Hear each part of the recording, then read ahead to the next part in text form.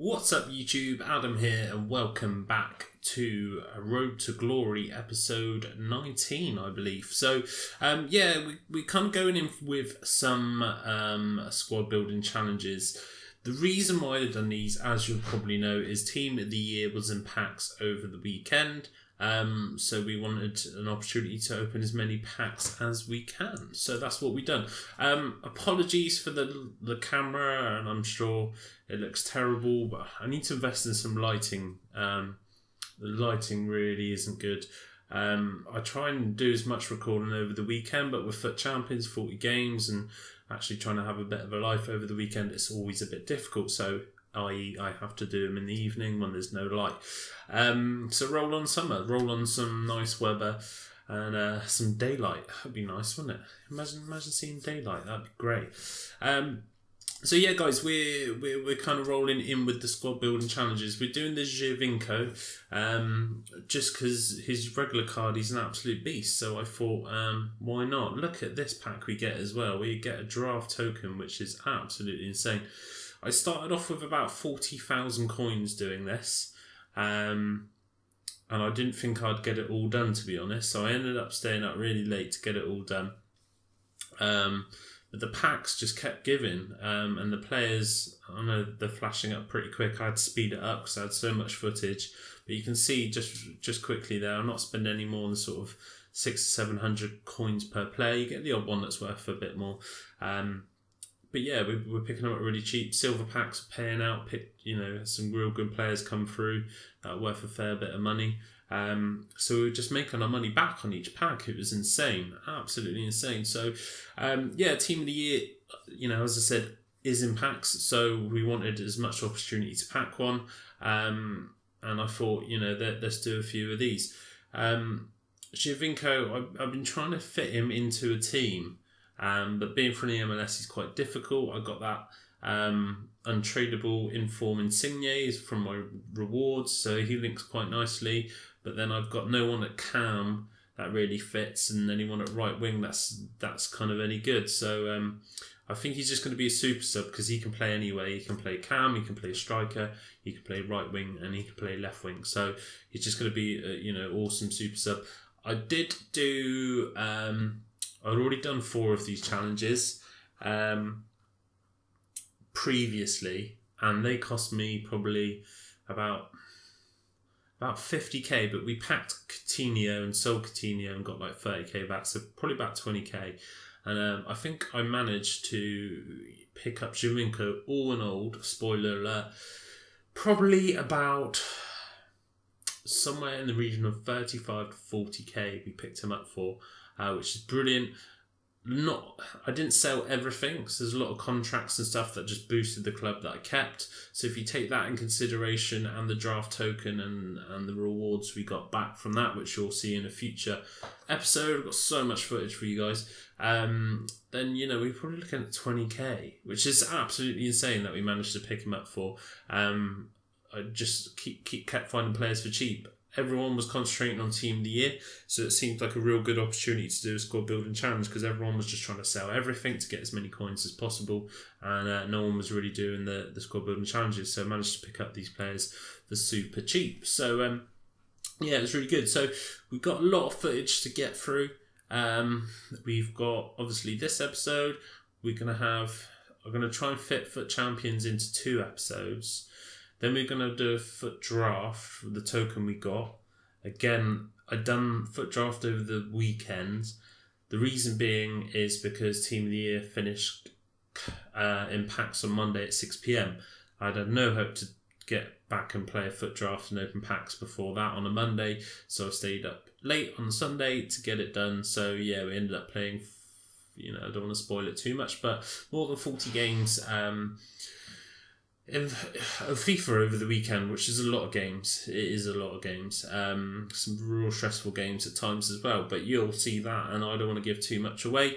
We did do reasonably well in Foot Champions this weekend, so you'll see that coming. Just another bit of housekeeping really. Obviously I appreciate this video with the lighting and things isn't ideal, so I am going to invest in some lighting when I've got the money to do so. It's not exactly expensive, but with the way I've got everything set up at the moment, you can see in the background here I've got kind of one monitor, which is my gaming monitor, I do all my gaming on, and I've got this one that I'm kind of talking to now, which I'm recording because I'm watching the footage as we go. And although it's a better setup to work and play, to record it's a bit of a nightmare. So lighting wise, I'm not too sure what we're going to do, guys. I'm not too sure. Obviously I'm going to get two stands with bulbs.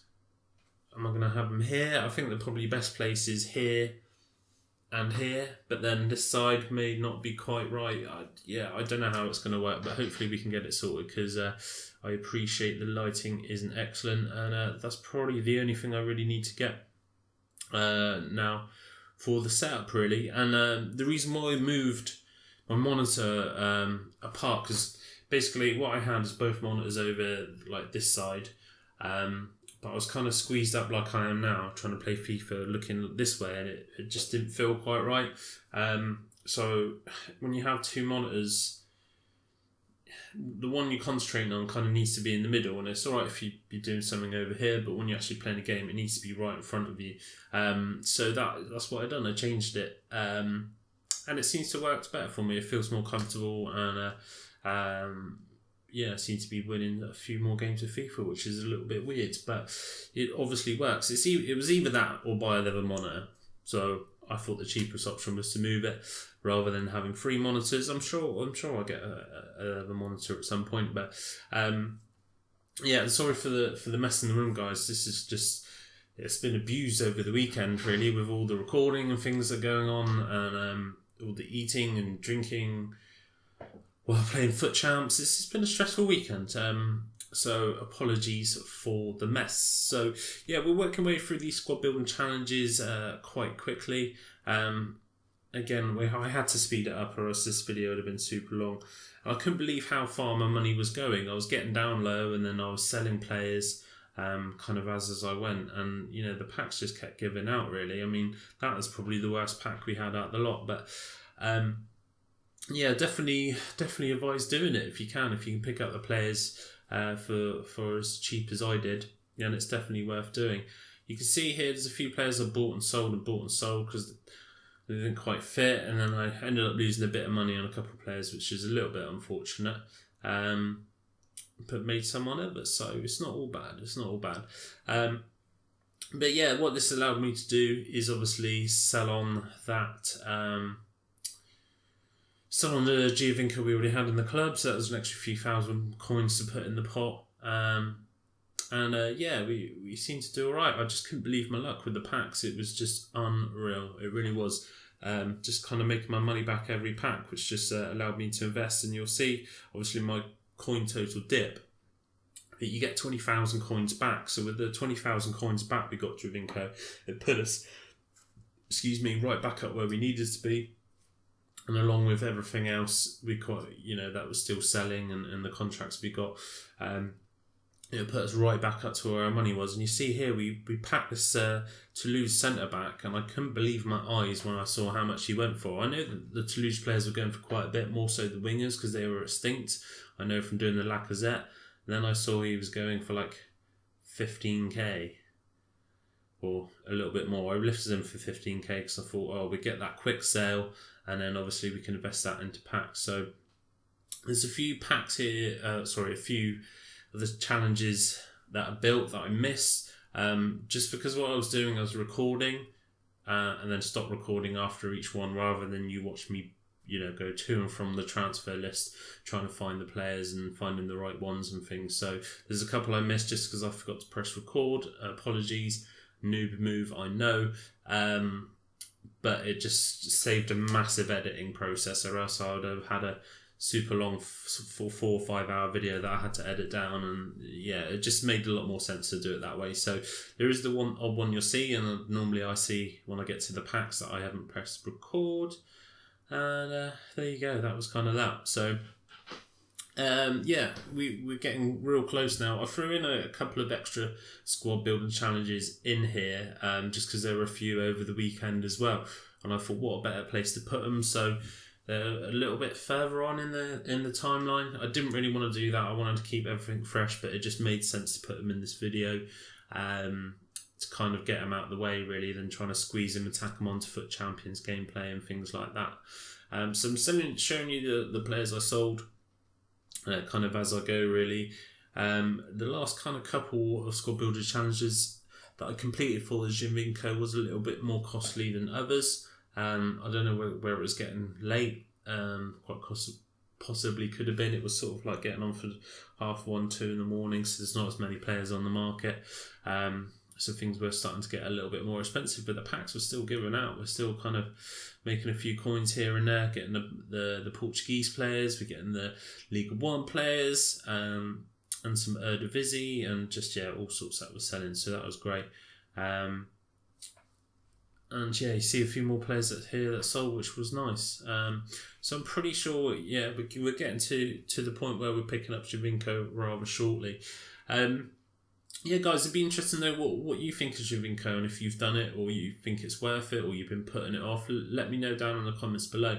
I think he's brilliant. You will see stats at some point which don't reflect, but for me, he only comes on as a sub in super tough games where, I'm 1-2 down and I might not have even scored yet. So his stats are pretty good considering. His pace is just epic off the bench as well. He just lacks that little bit of height and physical. If he had that, he'd be an absolute stud. But unfortunately, he doesn't. What you'll see as well, obviously I'll talk about it now because why the hell not? But basically, obviously we discussed in the last video how I'm suffering with fitness, and we built kind of a fitness squad. I managed to get through Foot Champs using my one team with all the fitness cards and things we picked up from doing these packs as well, so that was kind of another reason for doing them. But unfortunately they've all gone, so I have to build a second team, and it's not going to be a fitness team, it's going to be a team I need to take into Foot Champs, because there's no way I can put extra games on over a Foot Champs weekend because it's ridiculous. So a little bit unfortunate, really struggling on what to do, so if you've got any suggestions, hit me up. I was thinking of building like a cheap BPL team, but the thing is, we used Bailly and Smalling and Kante in our main team, and they're like the three best players in the BPL that are kind of godly, really. So I'm really confused. I don't really know what to do. I've been trying some teams out, some different formations and stuff, but it's just not working out. So hopefully we can find kind of a second team. I may go down